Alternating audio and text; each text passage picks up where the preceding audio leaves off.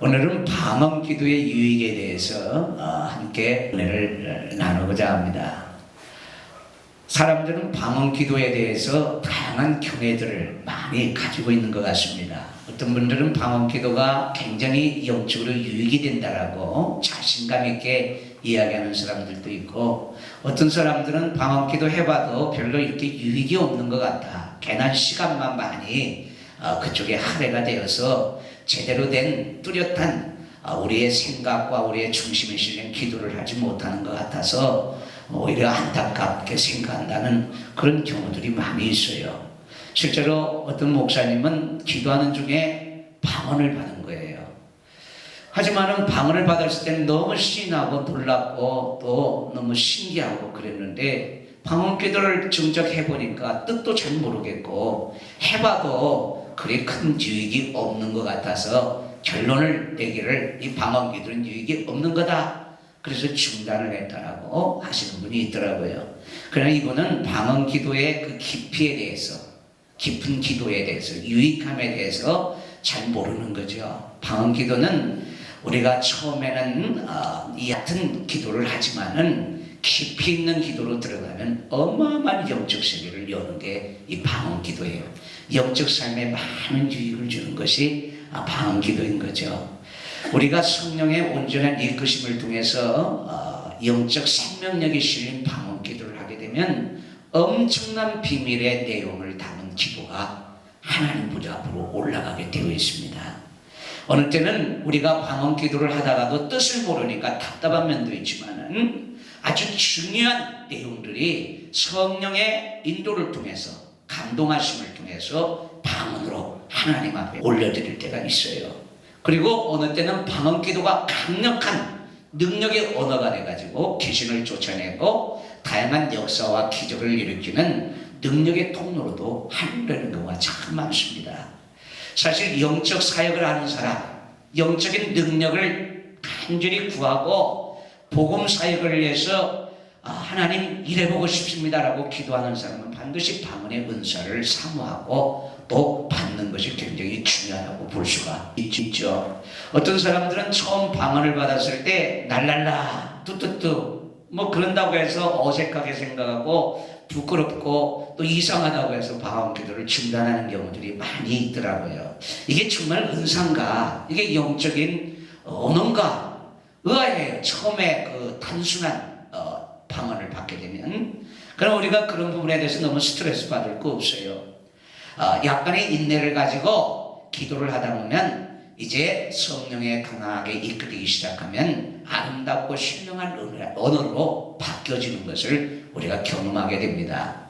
방언은 비록 단순한 언어다 할지라도 나름대로 굉장한 의미가 함축되어 있어요. 여러분, 아기가 처음부터 엄마 저를 낳아주셔서 감사합니다는 애기 봤어요? 애기가 엄마를 부르는 그까지도 많은 시간이 필요해요. 엄마 그렇게 나오잖아요. 아빠가 나오잖아요. 그 마찬가지로 방언도 영적인 은사 중에 하나로서 우리가 자꾸 그 은사를 활용하고 자꾸 사용하게 되고 성령의 능력에 자꾸 이끌리는 그런 시간들이 많아지면 점점 이 방언의 언어들이 다양성을 이루고 깊이 있는 영의 세계, 기도의 세계로 우리가 이끌림을 받을 수가 있는 거예요. 하나님께서 우리에게 누구나 다 나름대로 은사들을 각자에게 주어요. 이 은사 중에 하나가, 그 중에 하나가 방언의 은사예요. 방언의 은사를 받았다고 해서 영적 깊은 세계로 다 들어가는 게 아니에요. 은사가 다 나름대로 뭐 신의 은사도 있고 믿음의 은사도 있고 능력의 은사도 있고 통변의 은사도 있지만은 한순간에 모든 은사를 통달하는 게 아니에요. 많은 훈련을 통해서 그 은사를 갈고 닦아서 깊게 우리가 활용할 수 있는 그런 상황까지 도달할 수가 있는 거죠. 성경에 보면 방언 기도에 대한 기록들이 많이 있죠. 사도행전 19장 6절에 보면 바울이 그들에게 안수하매 성령이 그들에게 임하심으로 방언도 하고 애언도 하니. 그러니까 바울이 안수하는 순간 성령이 강하게 그들에게 임하시고 은사가 확 부어지니까 어떤 사람은 애언도 하고 어떤 사람은 방언도 하고 어떤 사람은 신유의 은사, 그런 능력들이 많이 주어지더라는 거죠. 마가복음 16장 17절에도 보면 믿는 자들에게는 이런 표적이 따르리니 곧 저희가 내 이름으로 귀신을 쫓아내며 새 방언을 말하며. 여기서 새 방언이라는 것은 신령한 언어를 가지고 성령의 인도를 통해서 행하는 기도예요. 그러니까 우리가 이성적으로 기도하는 데는 한계가 있잖아요. 방언은 내 이성의 범주를 벗어나면서도 성령께서 내 마음속에 기도의 영을 확 부어주셔서 다양한 기도를 꺼내시게 만드는 거예요.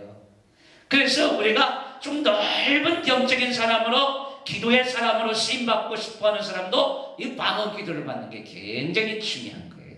성령께서 말할 수 없는 단식으로 우리를 위해서도 기도하고, 또 우리에게 감동을 주셔서 여러 가지 기도글 제목을 가지고 우리가 이성적으로 정확한 언어를 구사하면서 하나님 앞에 기도하는 경우도 있지만은, 방언은 뜻은 잘 모르지만은 성령께서 내용을 통해서 막 쏟아내는 신령한 그런 내용을 담은 기도들이기 때문에 이 방언 기도는 이런 면에서 보면 광활한 영적 기도의 세계를 여는 은사라고 볼 수가 있는 거예요.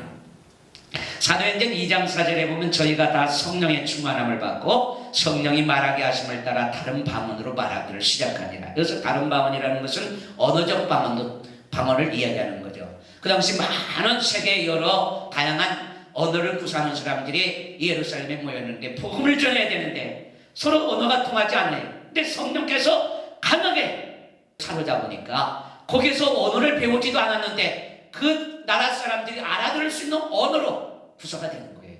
그래서 복음을 듣게 되고 회개하고 예수를 영접하고 놀라운 구원의 역사들이 거기서 일어났다는 거죠. 그러니까 방언은 언어적인 측면에서 주어지는 은사일 때도 있고, 신령한 영적 기도를 위해서 하나님의 신령한 언어를 통해서 비밀스럽게 내용이 성령의 인도를 따라 하나님 앞에 올리는 그런 기도의 내용을 담은 방언도 있다는 거예요. 오늘은 특별히 방언이 주는 유익, 대체 어떤 유익이 우리에게 있을까? 많은 사람이 방언의 뜻도 잘 모르겠고요, 해도 마음이 답답하고요, 또한 방언이 너무 단순하고요, 그래서 별로 의미를 못 찾겠어요 하는 사람들이 많거든요. 그러나 이 방언도 은사이기 때문에 자꾸 그것을 갈고 닦고 성령과 깊게 교제하면서 그 방언을 많이 활용하게 되면 굉장한 넓은 영역을 열게 되고, 또한 성령께서 순간순간 그 방언의 내용들을 통변해 주실 때 그 얻는 기쁨과 놀라운 그런 희열이라는 것을 말로 표현할 수가 없는 거예요. 방언의 구체적인 유익 중에서 가장 큰 유익이 있다면 성령의 이끄심을 통해서 하나님께 비밀리 내용이 중요한 문제들을 기도할 수 있다는 거예요. 고린도전서 14장 14절에 보면 내가 만일 방언으로 기도하면 나의 영이 기도하거니와 나의 마음은 열매를 맺지 못하리라. 그렇죠. 방언 기도하면 방언 기도가 다 해석되지가 않잖아요. 그냥 어때요? 답답하잖아요. 마음, 이성은 답답해. 이게 무슨 뜻이야? 방언은 지금 내가 하고 있으면서도 해석이 안 되니까 무슨 뜻인지를 모르니까 답답해요. 그러나 내 영은 하나님 앞에 기도를 하고 있는 중이라는 거예요. 그래서 방언으로 기도하면 나의 영은 기도하거니와 나의 마음은 열매를 맺히지 못하리라. 답답함이 있다는 거죠. 고린도전서 우리가 오늘 읽었던 14장 2절은 방언을 말하는 자는 사람에게 하지 아니하고 하나님께, 하나님 따라서 합시다. 사람에게 하지 아니하고 하나님께 하나님. 이는 알아듣는 자가 없고 그 영으로 비밀을 말함이니라. 그러니까 내 영이 알아서 하나님 앞에 기도하는 것이 아니라 누가 나를 인도하는 게 내 영을 하나님의 성령이 인도하시고 기도의 영을 부어서 내 마음 이성으로는 도저히 꺼낼 수 없는 기도의 내용들을 성령께서 내 영에게 부어서 내 영으로 하여금 하나님 앞에 기도하도록 올리도록 하는 것이 방언이라는 거예요. 그럼 얼마나 신나는 은사입니까? 영으로 기도하기 때문에 마귀가 알 수 있어요, 없어요? 몰라. 이거 비밀이기 때문에. 영으로 기도하게 함으로써 이 기도는 하나님께서 공식적으로 활용하셔서 놀라운 하나님의 축복과 하나님의 역사들을 드러낼 수 있는 통로로 그렇게 쓰임받는다는 거예요. 그래서 이 방언이 중요한 거예요. 방언은 다 통역이 되는 게 아니에요. 통역이 되어야 될 부분은 성령께서 통변의 은사를 주시거나 통변의 은사자들을 통해서 그것을 드러내세요. 그러나 내가 기도하지만은 이 부분이 지금 나애가 이성적으로 알아서도 안 되고 그 비밀이 누설돼서도 안 되는 아주 중요한 문제일 경우는 방언으로 기도하게 함으로써 그 기도를 정식적으로 하나님이 믿음이 실린 기도, 생명력이 실린 기도이기 때문에 수시대 때가 되면 그것이 톡톡히 나는 경우들이 많이 있다는 거죠. 더 나아가 방언 기도는 따라서 내 영혼의 내면의 집을 강건하게 만든다. 그러니까 우리의 영혼이 이 방언 기도를 많이 하게 되면 내 내면에 그 영혼의 집이 강건해지고 상쾌해지고 기쁨으로 평안으로 넘쳐나게 돼요. 종종 성령께서는요 방언 기도를 통해서 내가 알지 못하는 죄를 해결시킬 때도 많이 있어요. 제가 전에 외국에서 어느 한 교회를 방문하게 됐는데 한 600~700명 모이는 교회였어요. 그 교회는 그래도 이 은사에 대해서 많이 열려져 있는 교회더라고. 설교가 끝난 다음에 방언을 통변하는 시간을 가지더라고요. 오늘 여기 방언 통변자들이 서너 명이 지금 여기 앞에 있는데 특별히 성령께서 감동을 주셔서 방언 통변을 받기를 원하는 분들 나오셔서 하세요. 그러니까 몇 사람이 나오더라고. 나와서 방언을 해요. 그러니까 통변의 은사를 받은 사람들이 그 방언을 한 사람씩 나와서 통변을 해주는 거예요. 근데 마지막으로 나온 사람이 막 방언을 막 했는데 한 분이 나오더니 이 방언은 해석해 줄 수가 없습니다. 왜냐하면 이분이 지금 죄를 본인 자신의 죄를 회개하는 거기 때문에 공적인 유익을 주는 것은 우리가 해석할 수 있지만은 이것은 본인의 죄 문제이기 때문에 해석해 드릴 수가 없습니다 하고 해석을 안 하는 그 상황을 제가 본 적이 있어요. 이렇게 방언 기도는 종종 죄악으로 어두워진 내 영혼을 청결하게 하고 강건케 하는 그런 도구로도 하나님의 성령께서 내 영을 통해서 기도하게 하심으로 활용할 때가 많이 있는 거죠. 그래서 방언 기도를 우리가 충분히 꾸준히 잘 많이 올리게 되면 내 영이 강건해지고 내 내면의 집이 안식과 기쁨과 평안으로 넘치게 되는 거예요. 그래서 고린도전서 14장 4절에 보면 따라서 방언을 말하는 자는 자기의 덕을 세우고, 누구의 덕을 세워요? 자기의 덕을 세우는 거예요. 내 내면이 강건해지고 내 영이 강건해지고 기쁨으로 충만해지고 뜻은 모르지만은 생명력이 실린 성령의 이끌림을 받는 이 방언 기도는요 한 30~40분 1시간 정도만 흐르면 그렇게 황홀하고 기쁨이 충만해요. 말로 표현할 수 없는 이 평화가 내적 평강이 많이 오면서 우리가 경험하지 않습니까? 이런 면에서 방언 기도는 우리가 잘 활용만 한다면 이 영을 강건하게 할 뿐만 아니라 영적 흐름을 원활하게 이렇게 만들어주는 윤활유와도 같은 그런 역할을 하는 거예요. 우리가 보편적으로 기도하는 것은 이성을 가지고 기도하잖아요. 그것을 뛰어넘고 더 광활하게 영적 세계로 나를 이끌어주는 그 기도의 세계가 이 방언의 세계예요. 그래서 우리 성도들이 이 은사를 많이 사모하시기를 축복합니다. 근데 문제는 뭐냐? 많은 사람들이 방언 기도를 하는데 습관적인 방언을 하는 사람이 많이 있어요. 방언 기도는 누가 이끌어줘야 된다고 했죠? 하나님의 성령이 이끌어주시고 내 영의 기도의 영을 부어서 하게 하는 기도단 말이야. 그러니까 내가 자의적으로 내 노력으로 기도를 여기 만들어서 하는 게 아니에요. 성령께서 그 순간순간마다 기도의 영을 부어서 내 영으로 하여금 하나님 앞에 비밀스러운 그런 기도를 올리게 하는 것이 이 방언 기도의 중심 내용들이란 말이에요. 근데 너무나도 많은 사람들이 방언 기도를 한다고 하면서도 성령과 깊은 연합도 이루어지지 않은 채 온갖 더러운 삶에 때묻히고 영은 그저 부패하고 어둡고 침침하고 정말 답답으로 가득 차 있는데 자꾸 방언 기도만 막 한다고 죽게 살기로 방언 기도를 하는 사람이 있어요.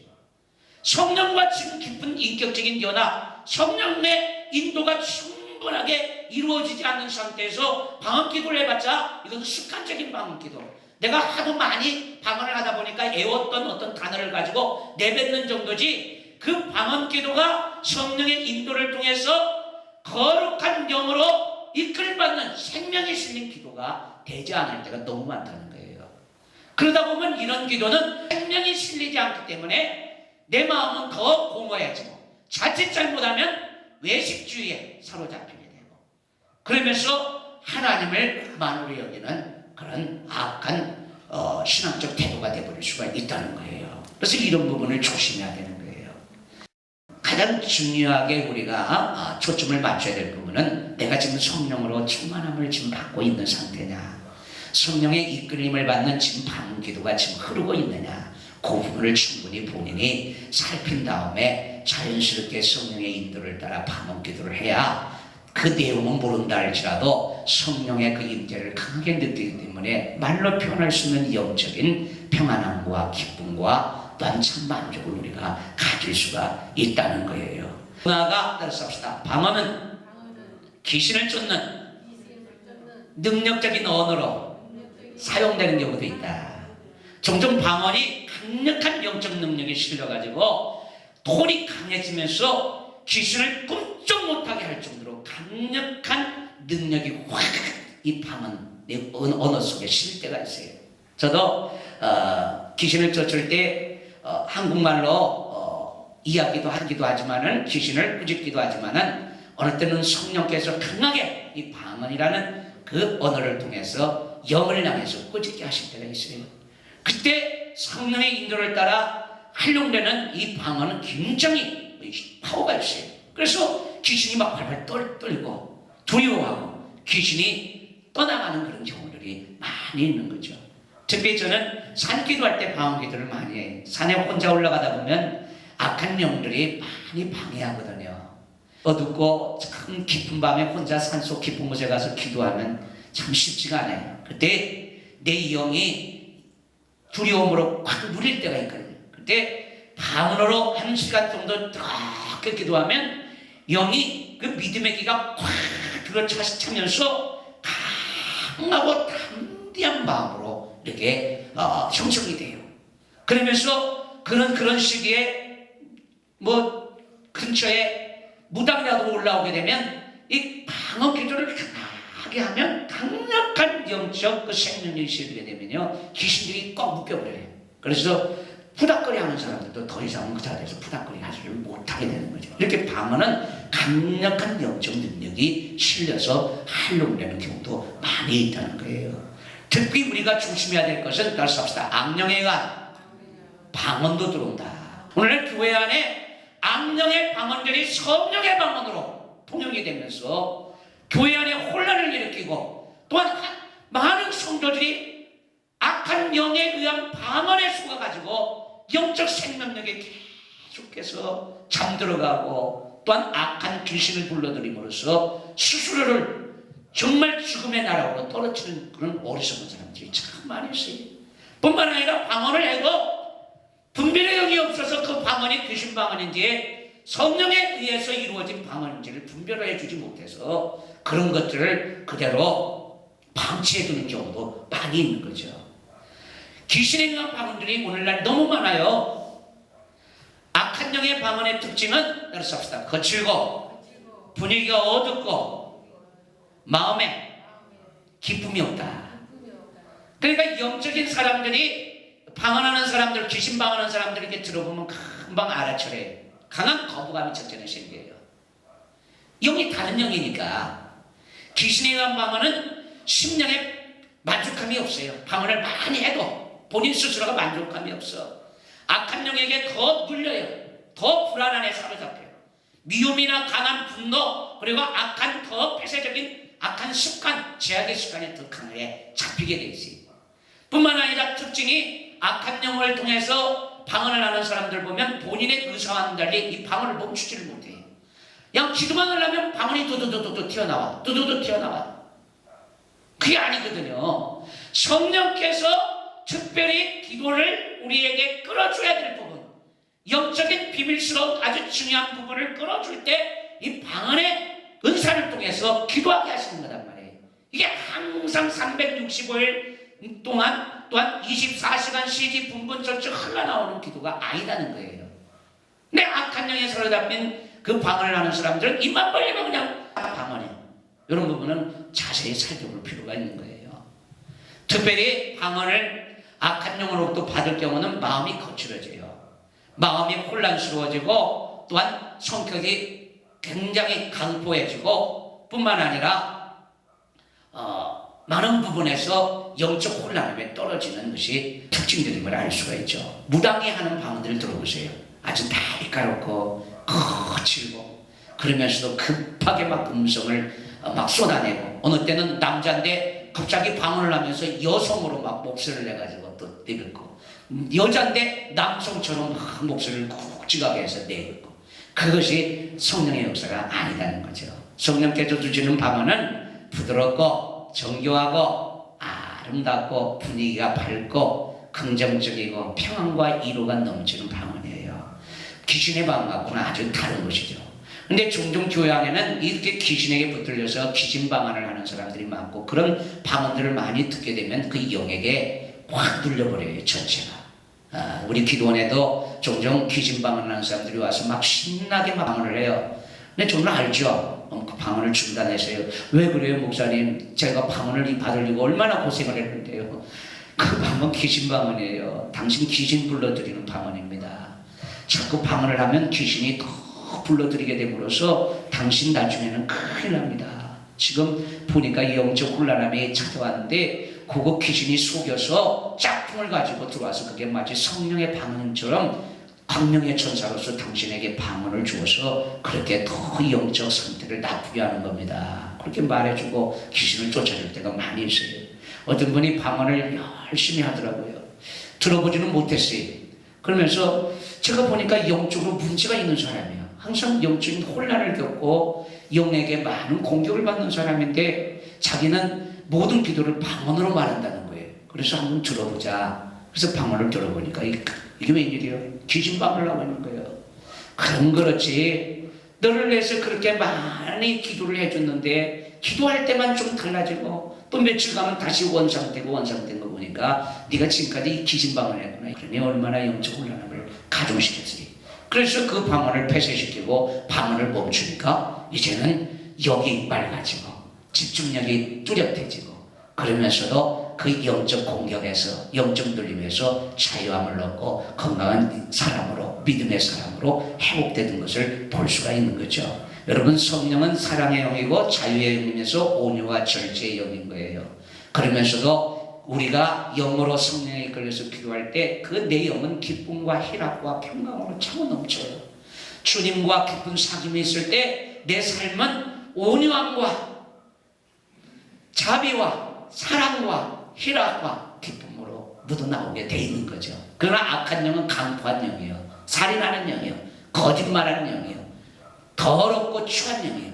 그렇기 때문에 악한 영에게 사로잡혀서 방언을 많이 하게 되면 악한 영의 성향이 그대로 묻어나오게 돼 있는 거예요. 그래서 악한 영에게 사로잡혀서 은사를 행하는 사람들은 그 은사의 시간은 눈이 정말 동그래질 정도로 이야 대단한 능력이 나온다. 저분이 정말 대단하구나. 그러나 악한 영을 통해서 이루어지는 은사들은 그의 삶을 보면 알아요. 삶이 무엇이 묻어나온다고요? 강포한 영이고 또한 더러운 영이고 음란한 영이고 추잡한 영이기 때문에 그런 성향들이 그대로 묻어나와서 성격이 거칠고 욕을 많이 하고 또한 더러움이 항상 입속에서 그렇게 흘러나오게 돼 있는 거죠. 이런 걸 통해서 우리가 분별해 볼 수가 있는 거예요. 우리 성도들이 항상 기도 생활을 많이 하되 하나님이 주신 방언의 은사를 잘 활용해서 그것을 더 많은 시간을 늘려가면서 성령의 그 인도와 또한 훈련을 통해서 성숙한 영의 사람으로 성장해서 영적 광야라는 세계에서 마음껏 쓰임받는 우리 성도들 되기를 축복합니다.